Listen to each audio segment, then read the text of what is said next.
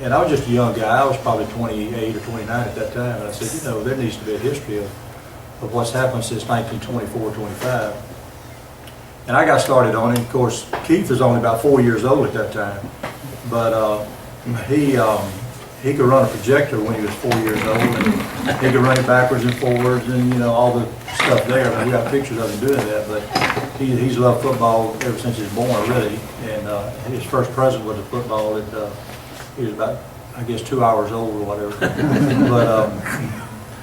But I started on it, and my goal was to try to track down every score of every game that Foley played since the beginning, and every athlete, every football player that played for Foley that I could find a record of. There was either an annual, an old newspaper, whatever. So I started about 71. And we made it, and the onlooker was very helpful. They gave me all of the old files. I went down and looked at every onlooker back from 1907 or 1908. And it took a lot of hours and a lot of weeks and a lot of years and so forth. So I copied down everything that I could copy down in those years and I thought Foley started playing in 1925. Keith still says 1924, but at any rate, I did everything that I could up to about 1990 or thereabouts. I worked on it probably 17 or 18 years, something like that. I can't remember. But I did everything I could. So we made a little brochure and listed every football player that we could find, every score that we could find. I listed every long run over 60 yards, every long pass over 60 yards or whatever. All the guys that had 3 touchdowns in a game that I could find a record of. In other words, everything that I could find a record of, I wanted to document it. That's basically how it started. Well, then when Keith came back, he played at Foley in 83, 84, and 85, and a little after Rusty did. And then he went to college, came back, and then he kind of took it up from there. He had as much more interest in it really than I did. And he started documenting it.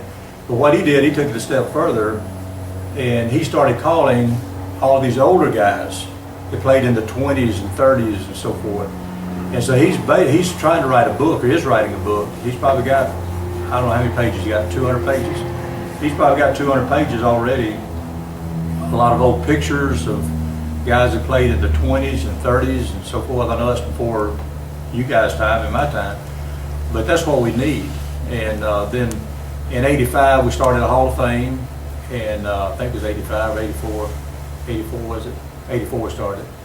And so we wanted a record of everything, and that's basically how it started. And Keith took it over and really took it to another level. He's put all kind of time into it. And Rusty has too.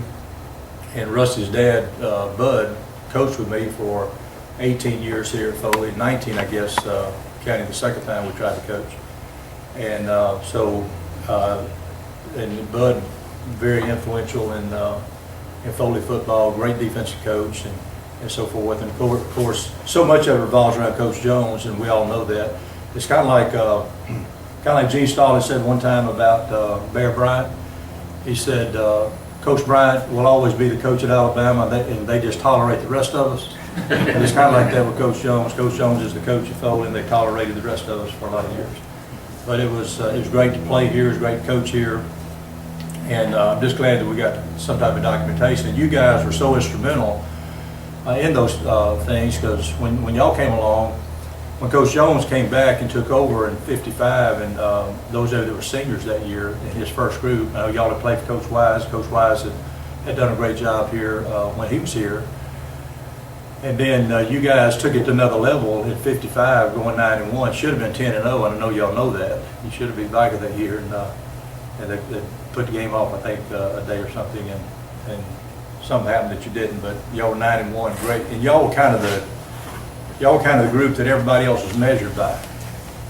And then we came along, and we had a great team in '61, and then of course '62, the next year when Stabler played. Had a great team, and been a lot of great teams. And then of course, Bubba and I were talking a while ago, then now you got guys like Julio Jones and DJ Fluker and Robert Lester.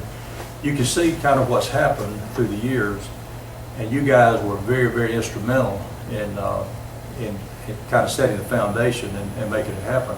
A lot of us looked up to y'all. And I was in the 6th grade when y'all were seniors. I know you probably look at me and say, well, you know, you look pretty old yourself. You're our water boy. I wasn't. I think you was our ball boy or something. I'm not sure there was, but I know that I looked up to you, and I saw just about all the games at 55. And I mean, from the time you beat Baker 73-0 right on through. I didn't see the Viger game, but I saw most of the games, and I was in 6th grade. But and then that next year, I saw most of it, and almost every game from that on, you know, till I started playing. And y'all were very instrumental in starting a lot of the, I guess, tradition. A lot of us wanting to play and do well. And then when Don Foster and Anthony DeMarlo and some of us came along, you know, we looked up to the Bubba Merritts and the L.D. Wallaces and Billy Walkers and Raymond Christensen's and, you know, the Ed Gavins and George Worth and on and on and on, and Richard Worth and on, and James Taylor and so forth. So we looked up to you guys a lot, and y'all have meant a lot to the program here, and really helped to take it to another level. And then we did well, and then Coach Jones had a number of great teams even after that. After we left, it didn't stop. You know, after we were 10-0 our senior year, they went 10-0 after us. You know, so it didn't stop. It just kept going, and then had a 47-3 record there over a 5-year period, which is unmatched in county history, I think. So it's good to see all of you, and I know that y'all enjoy being around Coach Jones and reminiscing, and y'all gotten better through the years, right? So when you start telling these stories, I know, everybody around 900-800. The older you are, the greater you were. That's right. Yeah, when Keith told me that he was that Rusty and Coach Jones was getting a lot of old players down, he said, "You're invited." So I said, "Okay." No, I'm just kidding. He's had a bunch of legends down here from the 55 team, so to get me out of the yard and get me down here. I told you that's what he'd be. Your mama had something on tap that he was going to cut away. And then I played with Kenny and Paul. Paul was a year ahead of me, and Kenny was 2 years ahead of me, and played on the 59 team and graduated 60. And then Paul Roberts the next year, and outstanding football players in their own right, and it's good to see them. And these guys that played before and after, and you guys too, just meant a lot to the program. And Coach Jones has been one of the guiding forces, of course.